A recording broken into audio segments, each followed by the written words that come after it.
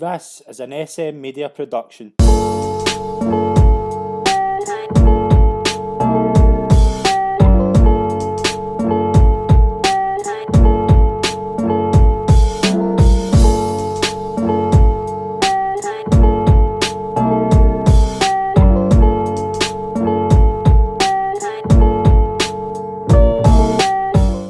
Hi everyone, and welcome to the latest episode of GolfTalk right here on SM Media.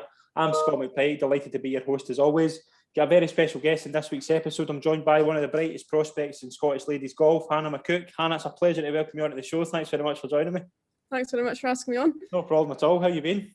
Yeah, good, thanks. All good. Just, getting by, as they say. Hoping for the sun to start shining any time now. Definitely. How kind of hard's it been to keep your game in order over the past kind of year that we've all been struggling with? Difficult. It's been hard to keep it in order, but we're very fortunate that we could still get outside and do things. Yeah. A lot of people are worse off than what we are, obviously. And where I live in the Highlands, I'm very fortunate that my house is actually basically in the corner of a field, so I could hit golf balls all last spring. When the courses were shut, I was in the garden basically every day, and then out on my bike and stuff. So I was very fortunate to have the space to roam. How glad are you just to be getting back to some sort of competitive golf? Yeah, well, to be honest, I'm actually in a bit of rehab just now. I've had hip surgery 12 weeks ago. Yeah. So, but to have hopefully the sunshine, back on a putting green even just now and seeing other people is definitely a lot easier than, if we were in full on lockdown again, that would be even harder. Yeah, definitely. We'll talk about your early years before you kind of took up the game. What was you obviously grew up in Aberdeen. What was your memories of growing up in Aberdeen? Aberdeen Football Club. Right, okay. Big Aberdeen fan. Right. To be honest, my grandparents lived in Netty Bridge in the Highlands anyway, and my dad's from here, so we were here. Yeah. A lot of the time anyway. So I did all sports that was given to me opportunity. I was very fortunate that my folks gave me the chance to try everything.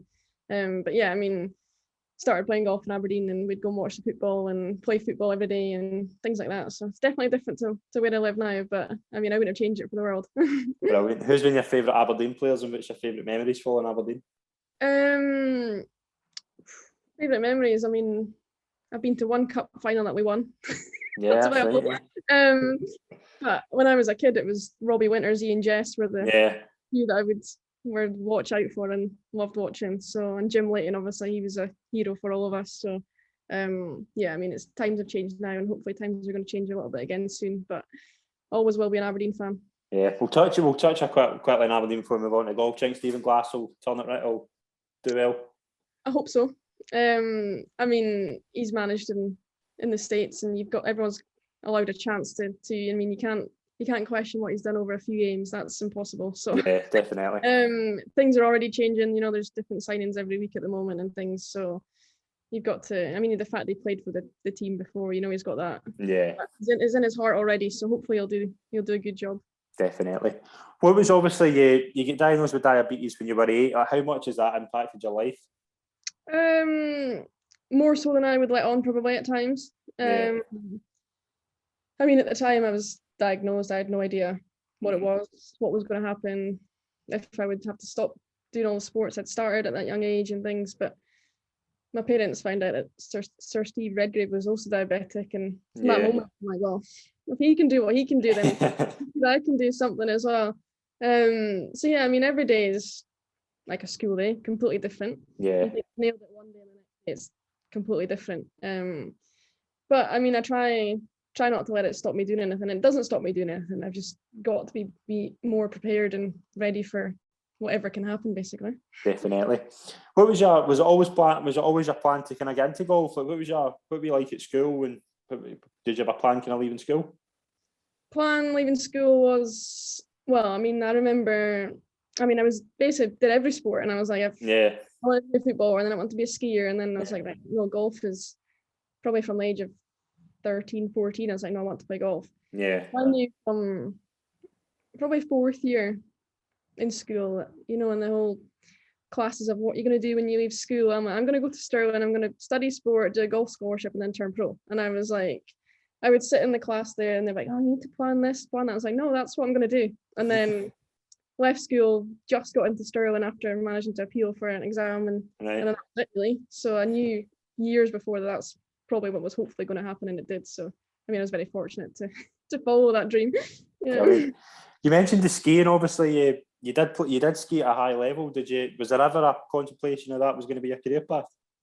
I did think about it. I mean, I was never good. I wouldn't say I was ever going to be good enough to.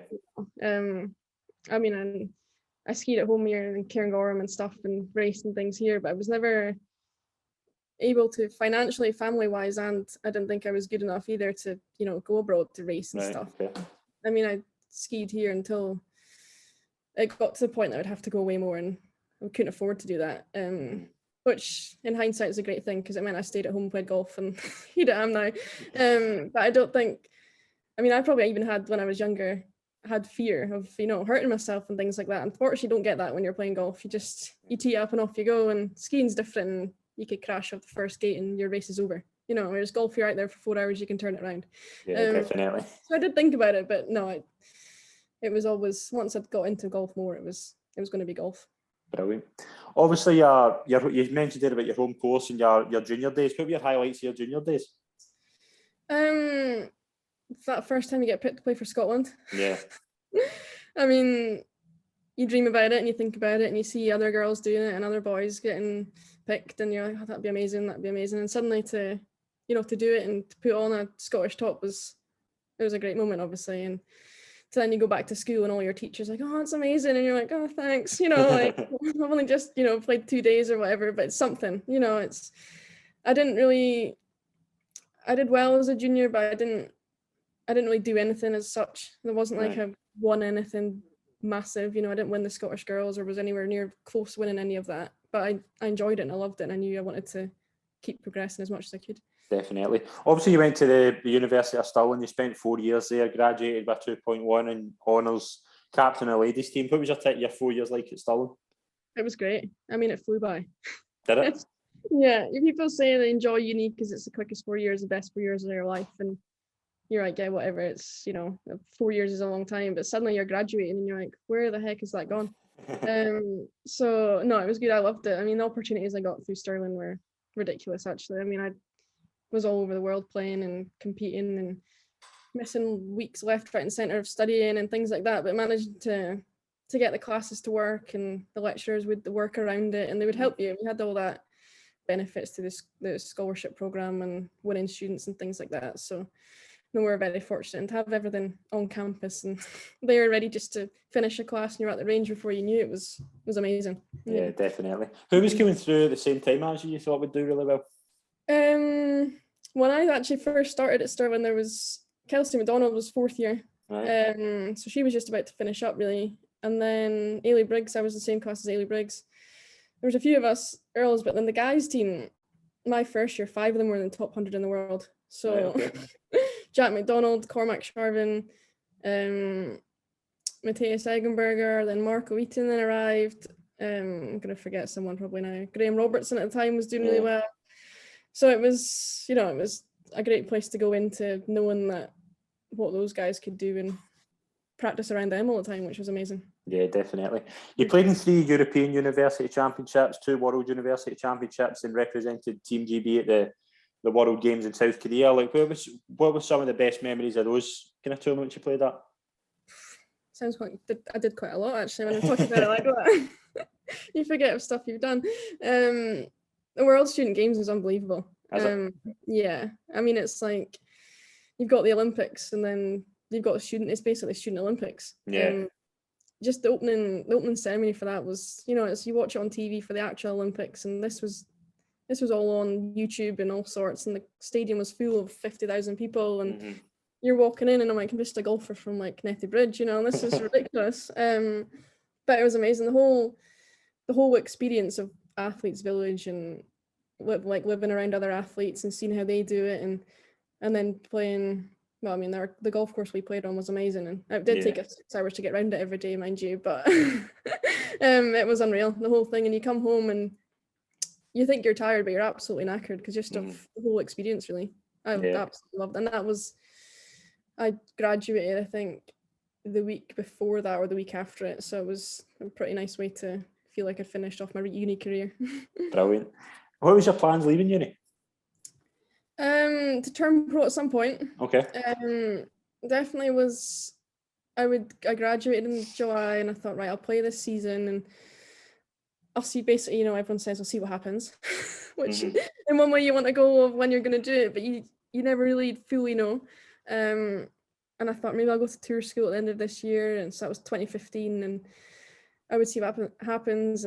But to be honest, I got through the rest of that season and wasn't ready or never even thought about it. So I actually got a part-time job and played at the same time, and then a few years later decided it was time to do it.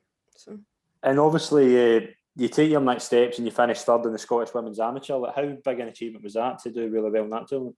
No, it was great. Obviously, I mean, I'd played it in loads of times, I think, and you feel like you get closer and closer and closer as you get older or more experienced, and suddenly you're like, I'm that close. But still, you get a bronze medal for losing the semi-final, and it was great. And all the girls were, obviously the standard was all very high anyway, and anyone could beat anyone in those days. So just even to have the chance to play in your national championships, not many people get that either. So. Definitely.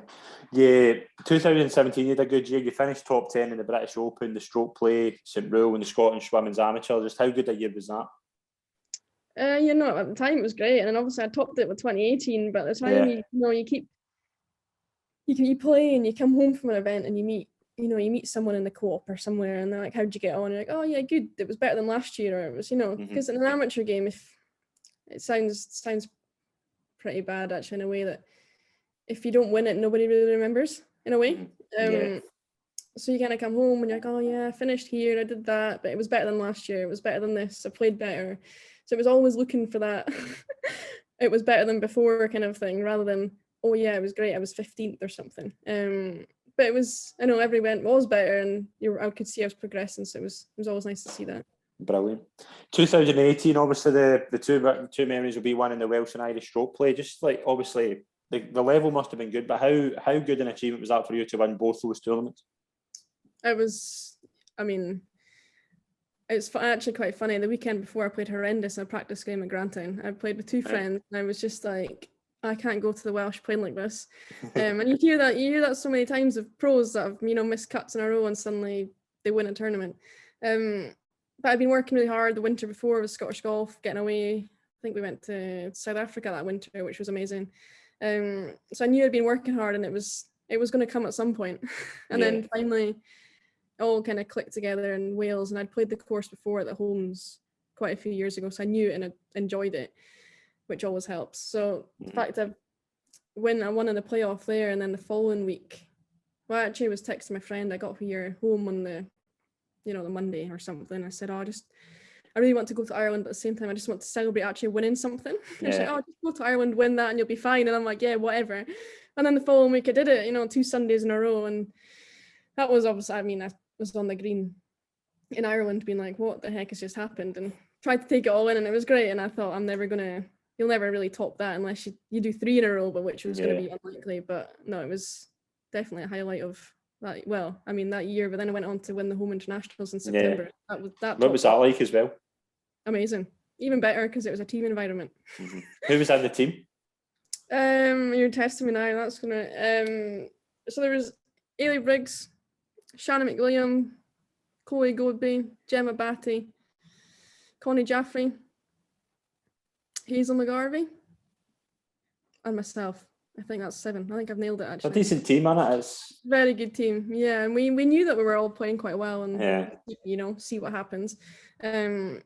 And then we needed to beat Ireland a certain score on the last day, and we did it. And everyone was, I think, quite drunk on 1 sip of champagne. We're all that excited, Brilliant. Obviously, you had a really good mentor in David Torrance. Like, what kind of impacts he had on your career? Massive. I first met Dave when I was 10 years old. Right. He's almost like an Uncle Dave, as sometimes I call him, rather than he's Coach DT in my phone, but it's almost like he's an uncle in a way as well.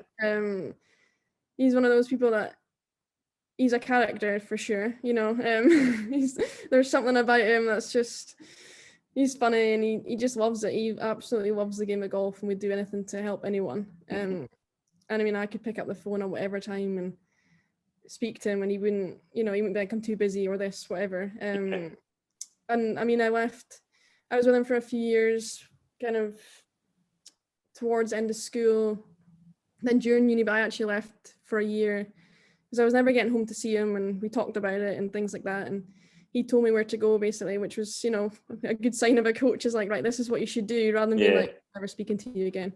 I graduated, came home, and I was struggling a little bit, and I literally went to his house and said, can you help me again? He said, of course I can. So since then, that was 2016. I've seen him, you know, pretty much every week basically since then, just even for a social or a bounce game or something, and he's always at the end of the phone how important is that to have that kind of person there because obviously golf, it can get frustrating, as you know, but how important is it to have somebody like that who's experienced, who's probably dealt with golfers in the same boat? Like, how good is it to have that kind of guy around about you?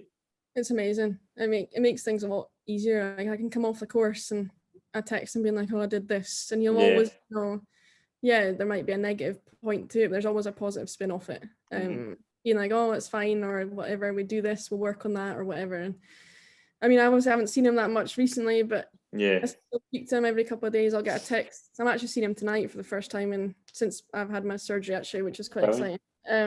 But I'll just pick up my phone and, you know, I'll go to bed and there'll be a text like from 11 o'clock at night and it'll be alive ? And I'm like, yeah, you? And he's like, yeah. And then that's it for 3 or 4 days. You know, it's just checking in that you're still there. And it's like, yeah, all good. But I mean, I am with Paul Laurie's management company, 5 Star, so to have him on board as well, I'm very fortunate to have Dave and Paul just to pick up the phone and ask for help if I need it. Brilliant, definitely. See, when you turned pro, did you feel that was the right time? 100%, yeah. I mean, everyone says, you know when the time's right, and you're like, yeah, whatever. How do you know that? But you do. It's amazing how it just happens. Like, I obviously started 2018, I'm like, maybe this will be the year that I'll do it, and to then win, and then win the home internationals. I'm like, and then pick to win the worlds. Oh, there's the phone ringing, sorry. Play in the world amateur team championships. I'm like, right, that's got to be the way I finish my amateur career and go to tour school. And as soon as I played the worlds and got towards the end of that season, I'm like, I've got to do this. I've got to move on now. That's definitely the right time to move on elsewhere, because I mean, I'm playing amateur tournaments and there's girls like, you played this before? I'm like, oh, I've played it for like 10 years. And they're like, oh my goodness, you're so old. And I'm like, no, I'm not. Like, I was like, this is definitely the time to get out and move on and challenge myself in the pro game. Yeah, definitely. Obviously, you kept your job as a cleaner. I did, yeah. Why? What was that? Like, how did that come about? So, yeah, I mean, I cleaned Glenmore Lodge near Aviemore, so Sports Scotland owns, so I was able to get a job there through Sports Scotland, helped me find that basically. And I did it for, it was going to be a winter when I graduated in 2015. I'm like, right, okay, maybe I'll just do it for a winter and see what happens. And 3 years later, I'm like, finally turned pro and kept the job, went back after tour school in December, so I went back after the new year, and I walked in the first day and a few of the other members of staff were like, why are you here? You're a pro golfer now. I'm like, yeah, but that doesn't mean I've suddenly got a wage. I need money to be able to get onto the pro scene here. So I was, cleaner, professional cleaner by morning and then professional golfer in the afternoon. It was quite a contrast in times, but it was nice as well at the same time though. I mean, not obviously the cleaning part of all of it, but the separation of, right, let's do some work in the morning, go and do a different job in the afternoon, and kind of kept it all pretty calm at the start. And then it got to the point, after, to be honest, like 3 months later, I didn't have the time to do both, and the cleaning's got to go. Brilliant. See, obviously the European Tour School, you reached the final round of that. It's obviously really, really difficult to get into that, isn't it? Yeah. I mean, I went there knowing I was playing quite well and things, and I was obviously nervous. Everyone's like, oh, it's just another tournament. I'm like, yeah, it is another tournament, but it feels different. And it feels different until you tee off the first tee, and then you're like, this is just a golf tournament. Why is everyone so stressed around here? And you could tell everyone was getting quieter and quieter as the days went on, getting closer to the tournament. And then I started it and it was fine. Obviously, I played okay the first couple of days, nothing spectacular, but I had to kind of pull it out the bag to get through to final stage. I was quite far down, so I shot, I think, 4 under, 5 under the last 2 rounds of pre-qualifying. I was like, right, okay, that's fine. I've made it through. That's, like that was the goal, to get to final stage. And then I made a par or a birdie, and then a par on the final round before the cut for final stage to make it into the last round. I'm like, oh my goodness, what am I doing to myself? I've never like comfort eaten so many biscuits in my life at night before, just to like try and take away the nerves. And then I've just made the final round of final stage. I knew from that moment that I would, no matter what status I was getting, I was going to turn pro. Brilliant. Obviously, how did you find the step up to going in with the kind of pro players? I mean, without sounding like I'm putting it down, it wasn't quite what I thought it was going to be straight away. You play in the British Am, and obviously the quality field's ridiculous. You play in the European Amateur, and everyone's great, and you get to pro game, and you're like, oh, it's not really like Access Tour. Didn't feel that much different, which in a way was quite nice. Everyone was working really hard and trying to get off the Access Tour onto the main tour, and everyone's got that step, but I felt fitted in quite well. And the fact I knew quite a lot of the girls who were kind of similar age, or even some younger than me that I'd played amateur golf with, it felt like I belonged there a little bit in a way, which was quite nice. Brilliant. Obviously, the start of 2020, you played in the South African Open. Like, where's some of the best places you've travelled? Cape Town is unreal. South Africa. I was very fortunate to travel a lot with Scottish Golf and Stirling and amateur days, and saw like Argentina and Peru and things like that. But Cape Town is. We actually were really fortunate the first time I was out there to be tourist for a couple of days, and you don't often get that chance. So to get the chance there was great, and just to see it. But then Switzerland and places, France, and it's just some pretty special places. I just wish I could compete in Scotland a bit more, because everyone doesn't understand how good it is here. Yeah, definitely. See, obviously when COVID, when it was first considered that golf was going to get cancelled and things like that, like, what was your reaction? Did you just think, was it tough to deal with that news that was going to be a possibility? Yeah, I was in South Africa for 4 weeks. We were actually the last tour to still be playing. Yeah, that's right, yeah. The players, we were watching the players on this, what was that, the Thursday night maybe, or the Friday night, and we're sitting there in the house. There's 6 of us, there's myself and Chloe from Wales, and the rest of them were from Scandinavia, and we're all like, hang on a minute, they've all stopped playing and we're all still in like South Africa, what are we going to do? And we kept playing, obviously. But we got home, and it was like, it kind of went into pre-season mode again. You're like, well, just got to keep getting ready for when we're back. And we thought it'd be a few weeks, but obviously it turned into a few months, and you just had to keep remembering that we were fortunate to still be okay at that point. So Well, did you play? Have you played since it all kind of started again? I haven't been back. I haven't left Scotland since last March, actually. So since I came home that day, I played Tartan Pro Tour last autumn, which was great to have. But I've not been on European Tour or Access Tour since South Africa, which feels like forever ago. And what's the plan? Are you just kind of getting ready? Obviously, you're getting back to fitness. Is it just whenever you get back to fitness, just ready to go back there? Yeah, that's the plan. I've got a few goals of when I'll be back, of tournaments to get back to. But I'm trying not to get bogged down with it too much. I'm trying to take it week by week at the moment, and if I get to these tournaments, then great. But if not, then try not to think it's the end of the world. There's a few in my head that if I make it, then it'll be amazing. But if I don't, then hopefully I can do it next year or whatever. But if I can just get back to, even if it's tour school at the end of the year and I'm pain free, then that would be a great start. But obviously the goals are to be back a lot sooner than that. But I hit the first few chip shots yesterday, so I feel like there's progress, but I'm still a long, long way to go. Yeah, definitely. What's obviously the plans and ambitions for the future? Like, where do you see yourself going? Everyone's goal of winning the European Tour and Solheim Cup is obviously is what I've always thought of. I'm not sure if I would love to try America at some point, possibly, but not like that's not anywhere anytime soon. But if I just to keep playing and keep progressing, I watched the Solheim Cup at Gleneagles last 2 years ago, and it was unreal to see it, and to be part of that would be every female golfer's dream, really. Yeah, definitely. What's some of the kind of best advice you've had for fellow pros? Just to keep working hard. literally. Everyone says, you can't working hard is the only way you're going to get better at doing it and get somewhere. And being patient. I mean, it's easy enough to say that, but you've just got to.